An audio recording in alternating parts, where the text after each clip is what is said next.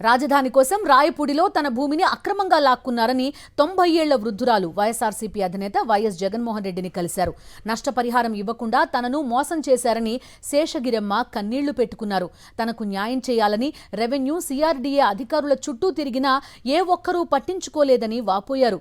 వృద్ధురాలిని అక్కున చేర్చుకున్న వైఎస్ జగన్ ఆమెకు ధైర్యం చెప్పారు. పార్టీ అండగా ఉంటుందని హామీ ఇచ్చారు.